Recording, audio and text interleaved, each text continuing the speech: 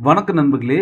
நீங்க இன்னைக்கு அல்லது நாளைக்கு ஒரு சவரன் தங்கம் வாங்க போறீங்களா அப்படின்னா இந்த வீடியோவை ஸ்கிப் பண்ணாம முழுமையா பாருங்க. ஏன் அப்படின்னா ஒரு சவரன் தங்கம் வாங்குறப்ப பெரும்பாலும் நிறைய பேர் பண்ற ஒரே ஒரு தப்பு என்னன்னா தங்கத்தோட விலையை மட்டும் பார்த்து வாங்குறதுங்க. ஆனா ஒரு சவரன் தங்க நகைக்காக நீங்க 3000 இருந்து 15,000 வரைக்கும் உங்களோட பணம் லாஸ் ஆகிறதுக்கான வாய்ப்பு நிறைய இருக்குங்க. அதுக்கான காரணம் என்ன தெரியுமா? Making charge, wastage, GST, stone charge, ஹால்மார்க்கு, buyback policy, இந்த மாதிரி நிறைய லிஸ்ட்டை அடுக்கிக்கிட்டே போலாங்க. இந்த விஷயம் தெரியாம நீங்க நகை வாங்குறதுனால தான் இன்னைக்கு உங்களுக்கு இவ்வளவு பணம் லாஸ் ஆகுதுங்க. ஒரு சவரன் தங்கம் வாங்குறதுக்கு முன்னாடி நீங்க தெரிஞ்சுக்க வேண்டிய 5 முக்கியமான விஷயங்களை நான் உங்களுக்கு எளிமையா சொல்ல போறேங்க. இந்த வீடியோவை கடைசி வரைக்கும் முழுமையா பாருங்க. உங்க பணத்தை மிச்சப்படுத்துறது மட்டும் இல்லாம சரியான தங்கத்தை எப்படி வாங்குறது அப்படிங்கிறது நீங்க தெரிஞ்சுக்க முடியுங்க. நண்பர்களே, முதல்ல பலருக்கும் இருக்கக்கூடிய மிகப்பெரிய குழப்பம் என்னன்னா 22 கேரட் வாங்கலாமா அல்லது 24 கேரட் வாங்கலாமா அப்படிங்கிறதாங்க. முதல்ல ஒரு விஷயத்த தெளிவா புரிஞ்சுக்குங்க. 24 கேரட் தங்கம் அப்படிங்கிறது கிட்டத்தட்ட 99.9% தூய தங்கம். ஆனா இது ரொம்ப ரொம்ப சாஃப்டா இருக்கும். அதனால மோதிரம், செயின், வளையல் போன்ற நகைகள் எல்லாம் செய்ய அது பொருத்தமா இருக்காதுங்க. அதனாலதான் நகை கடைகள்ல பொதுவாகவே 22 கேரட் தங்கத்துல தான் நகை தயாரிக்கிறாங்க. 22 கேரட் தங்கத்துல கொஞ்சம் வெள்ளி, செம்பு போன்ற உலோகங்கள்லாம் சேர்க்கப்படுவதனால தான் நகை அப்படிங்கிறது ரொம்ப ஸ்ட்ராங்காகவும் ரொம்ப காலத்துக்கு யூஸ் பண்றதுக்கு பயன்படும் வகையிலும் இருக்குதுங்க. நகை வாங்குறவங்க 22 கேரட் தங்கத்தை தேர்வு செய்வது ரொம்ப ரொம்ப சிறப்பா இருக்கும். ஆனா கோல்டு காயின், கோல்டு பார் போன்றவங்க எல்லாம் வாங்குறீங்க அப்படின்னா அது கண்டிப்பா முதலீட்டுக்காக தான் வாங்குவீங்க. சோ இவங்க எல்லாரும் 24 கேரட் தங்கத்தை வாங்குறதாங்க பெஸ்டா இருக்கும். இரண்டாவது மிக முக்கியமான விஷயம் என்ன அப்படின்னா, நீங்க வாங்கும் தங்க நகையில BIS ஹால்மார்க் இருக்கா அப்படிங்கிறத கண்டிப்பா பார்க்கணுங்க. இன்னைக்கு பலரும் ஹால்மார்க் என்ற வார்த்தை கேட்டிருப்பீங்க. ஆனா அது என்ன அப்படிங்கிறது எல்லாருக்கும் முழுமையா தெரியாதுங்க. ஹால்மார்க் அப்படின்னா என்ன அப்படின்னா, இந்த நகையோட தூய்மை, அதாவது இந்திய அரசு தர நிர்ணய அமைப்பு, அதாவது BIS அப்படின்னு சொல்லுவாங்க. அந்த BIS நிறுவனமானது இந்த தங்க நகைக்கு சான்று கொடுத்திருப்பாங்க. அதுதான் BIS சான்றிதழ் அப்படின்னு சொல்லுவாங்க. அதாவது கடைக்காரர் சொல்வது மட்டுமல்லாம அரசு அங்கீகரித்த சான்று அப்படிங்கறத இந்த ஹால்மார்க் அப்படிங்கிறதுங்க. இன்னும் ஒரு விஷயம் இருக்குங்க. இப்போதைக்கு ஹால்மார்க் மட்டும் இருந்தா போதாதுங்க. HUID, அதாவது ஹால்மார்க் யூனிக் ஐடென்டிபிகேஷன் நம்பர் அப்படிங்கிற ஒரு தனிப்பட்ட எண்ணானது எல்லா ஹால்மார்க் நகையிலையும் இருக்குங்க. இந்த HUID நம்பர் மூலியமா நீங்க வாங்கக்கூடிய நகை உண்மையிலேயே ஹால்மார்க் தங்கமா அப்படிங்கறத உங்களால சரிபார்த்து கொள்ள முடியும். அதனால கடைக்காரங்க ஹால்மார்க் இருக்கு அப்படின்னு சொல்றத நம்பி நீங்க நகை வாங்கணும்னு அவசியம் இல்லைங்க. அந்த நகையில HUID அப்படிங்கிற அந்த நம்பர் இருக்கிறதா அப்படின்னு நீங்களே நேர்ல சோதிச்சு பார்த்துக்கலாம். சரி, ஏன் இந்த HUID அப்படிங்கிற அந்த நம்பர் ரொம்ப முக்கியம் அப்படின்னு பாத்தீங்கன்னா, நாளைக்கு அந்த நகையை நீங்க விற்கிறப்பயோ அல்லது எக்ஸ்சேஞ்ச் பண்றப்பயோ ஹால்மார்க் நகைக்கு பொதுவா அதிக நம்பிக்கை இருக்கும், அதிக பணமும் கிடைக்கும். சில இடங்கள்ல ஹால்மார்க் இல்லாத நகைக்கு அதனுடைய வேல்யூ பார்த்தீங்கன்னா ரொம்ப குறைச்சி போட்டுருவாங்க. அதனால எப்போ வாங்கினாலும் ஹால்மார்க் அப்படிங்கிற அந்த BIS முத்திரை இருக்கிற மாதிரி நகையை வாங்குறது பெஸ்ட்டுங்க. கூடவே இந்த HUID அப்படிங்கிற அந்த நம்பர் இருக்கான்னு ஒன்ஸ் பார்த்துக்குங்க. உங்களுக்கு இந்த HUID அப்படிங்கிற அந்த நம்பர் கண்டுபிடிக்க தெரியல அப்படின்னா நீங்க தெரிஞ்சுக்க வேண்டிய அந்த நகையை கடைக்காரர்கிட்டயே கொடுத்து இதுல HUID நம்பர் எங்க இருக்குதுன்னு எனக்கு கொஞ்சம் ஷோ பண்ணுங்க அப்படின்னு நீங்க சொன்னீங்க அப்படின்னா அவர் உங்களுக்கு காட்டுவாருங்க. ஒருவேளை அதை பார்க்கறதுக்கு உங்களுக்கு சரியா தெரியல அப்படின்னா அவங்களே பார்த்தீங்கன்னா லென்ஸ் வச்சிருப்பாங்க.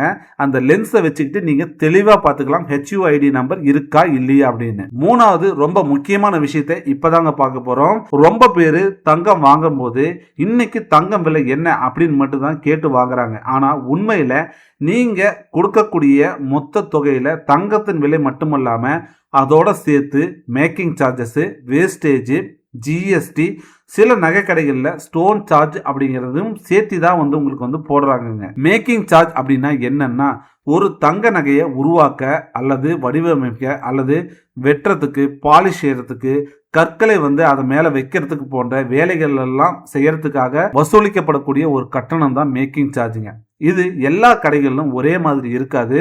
ஒரு கடையில் 500 ரூபாய் ஒரு கிராமுக்கு இருந்துச்சு அப்படின்னா இன்னொரு கடையில் 1000 ரூபாய் அல்லது அதற்கும் அதிகமாக கூட இருக்கலாங்க. அதனால தங்கத்தின் விலை ஒரே மாதிரியாக இருந்தாலும் இறுதியில பில்லு ஒவ்வொரு கடையிலும் டிஃப்ரெண்டா தாங்க இருக்கும். அடுத்ததா வேஸ்டேஜ் என்றால் என்ன அப்படிங்கறத பார்த்துடலாங்க. நகை தயாரிக்கும் போது ஏற்படக்கூடிய தொழில்நுட்ப இழப்பை அடிப்படையாக கொண்டு சில வடிவ அமைப்புகளுக்கு வேஸ்டேஜ் வசூலிக்கப்படலாம். அதாவது ஒரு நகை தயாரிக்கிறாங்கன்னு வச்சுங்களேன், அதுல நிறைய டிசைன்ஸ் இருக்கும். உங்களுக்கு பார்க்குறப்பே தெரியும், நிறைய டிசைன்ஸ் இருக்கக்கூடிய நகை தான் நீங்களே பாத்தீங்க அப்படின்னா செலக்ட் பண்ணுவீங்க. அப்படி நிறைய டிசைன்ஸ் உருவாக்கணும் அப்படின்னா அதுக்கு நிறைய சேதாரம் ஆகும். அதாவது அந்த டிசைனை உருவாக்குறதுக்கு தங்கத்துல இழப்பு ஏற்படுங்க. இததான் வேஸ்டேஜ் அப்படின்னு சொல்றாங்க. ரொம்ப முக்கியமான விஷயம் என்னன்னா, நீங்க நகை கடையில நகை வாங்கும் போது வேஸ்டேஜ் எவ்வளவு அப்படின்னு நீங்க கம்பல்சரி கேட்கணும். அப்படி கேட்கும் போது இந்த நகைக்கு இவ்வளவு வேஸ்டேஜ் அப்படிங்கிறது அதிகம் தான் அல்லது குறைவா தான் இருக்கு அப்படிங்கிறது நீங்க நிறைய டிசைன்ஸை பார்க்கறப்ப உங்களுக்கே தெளிவா புரிஞ்சிருங்க. அப்ப ஒவ்வொரு நகை கடைகள்லயும் பாத்தீங்கன்னா ஒவ்வொரு நகையோட டிசைனுக்கு தகுந்த மாதிரி தான் அவங்க வேஸ்டேஜ் போட்டிருப்பாங்க. உதாரணமா ஒரு நெக்லஸ் இருக்குன்னு வச்சுக்கோங்களேன், ஒரு நெக்லஸுக்கு 9% வரைக்கும் அவங்க வேஸ்டேஜ் போட்டிருக்காங்கன்னு வச்சுக்கோம். அதே ஒரு சின்ன ஒரு ஒரே ஒரு ரிங் இருக்குன்னு வச்சுக்கோம், அந்த ரிங்குக்கு 9% அப்படின்னு சேதாரம் போட்டிருந்தாங்க அப்படின்னா நீங்க கண்டிப்பா அந்த ரிங்குக்கான சேதாரத்தை அக்செப்ட் பண்ணிக்க கூடாதுங்க. அதாவது ஏத்துக்க கூடாது. ஏன்னா ஒரு நெக்லஸ் செய்யறதுக்கு நிறைய வேலைப்பாடுகள் இருக்குங்க. ஆனா ஒரே ஒரு சின்ன ரிங்கு செய்யறதுக்கு அவ்வளவு வேலைப்பாடெல்லாம் இருக்காது. அப்ப நாம பில் வாங்குறப்பையும் சரி, ஒரு டிசைனை பார்க்கறப்பையும் சரி, இதுக்கு வேஸ்டேஜ் இவ்வளவு % அப்படிங்கிறது ரொம்ப ரொம்ப அதிகம். சோ இதை கண்டிப்பா நான் கொடுக்க மாட்டேன் அப்படின்னு நீங்க கராராவே பேசலாங்க. அதுல எந்த பிரச்சனையும் கிடையாது. அடுத்தது ஜிஎஸ்டிங்க. ஜிஎஸ்டி அப்படின்னு எப்படி கணக்கு போடுறாங்க அப்படிங்கறத நீங்க தெளிவா தெரிஞ்சுக்கணும். தங்கத்தோட மதிப்புக்கு ஜிஎஸ்டி போடுவாங்க. அடுத்தது மேக்கிங் சார்ஜுக்கும் பாத்தீங்கன்னா ஜிஎஸ்டி போடுவாங்க. இதுதான் பாத்தீங்கன்னா பில்லுல தனித்தனியா கொடுத்திருப்பாங்க. அதாவது கோல்டு ரேட்டுக்கு பாத்தீங்கன்னா ஜிஎஸ்டி, அதுக்கு அடுத்ததா மேக்கிங் சார்ஜுக்கு ஒரு ஜிஎஸ்டி. ஆனா ஒரு சில கடைகள்ல பாத்தீங்க அப்படின்னா தங்கத்துக்கு ஒரு ஜிஎஸ்டி போட்டிருப்பாங்க, மேக்கிங் சார்ஜுக்கு ஒரு ஜிஎஸ்டி போட்டிருப்பாங்க, ரெண்டும் சேர்த்து ஒரு டோட்டல் போட்டிருப்பாங்க இல்லையா, அந்த டோட்டலுக்கு பாத்தீங்கன்னா ஒரு ஜிஎஸ்டி போட்டு கொடுப்பாங்க. சோ அந்த மாதிரி எல்லாம் கொடுத்தாங்க அப்படின்னா நீங்க நகை கடைக்காரர்கிட்ட தெளிவா கேட்டுருங்க. இது எப்படி 3வது ஜிஎஸ்டி வரும் அப்படின்னு நீங்க தெளிவா கேட்கணும். சோ 4வது மிக முக்கியமான விஷயம் என்னன்னா, தங்கம் வாங்கறதுக்கு முன்னாடி அந்த நகை கடையோட பைபேக் மற்றும் எக்ஸ்சேஞ்ச் பாலிசி என்ன அப்படின்னு நீங்க கேட்டு தெரிஞ்சுக்கங்க. ஏன் அப்படின்னா நீங்க வாங்கக்கூடிய நகையை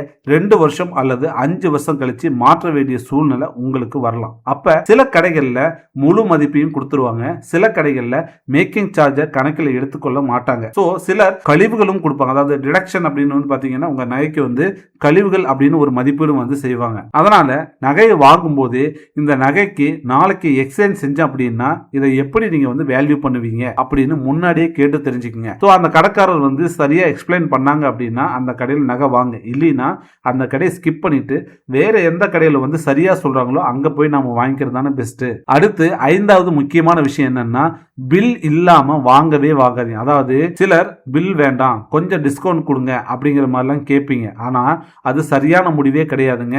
நீங்க வாங்கக்கூடிய ஒவ்வொரு தங்க நகைக்கும் சரியான டாக்ஸ் இன்வாய்ஸ் வாங்குங்க, ஹால்மார்க் விவரம் சரியா இருக்கான்னு செக் பண்ணுங்க, HUID நம்பர் இருக்கான்னு கண்டிப்பா பாருங்க, தங்கத்தோட எடை சரியா இருக்கா அப்படிங்கறத ஒரு முறைக்கு 2 முறை நீங்களே செக் பண்ணி பாருங்க, மேக்கிங் சார்ஜஸ் சரியா போட்டிருக்காங்களான்னு பாருங்க, ஜிஎஸ்டி சரியா போட்டிருக்காங்களான்னு பாருங்க.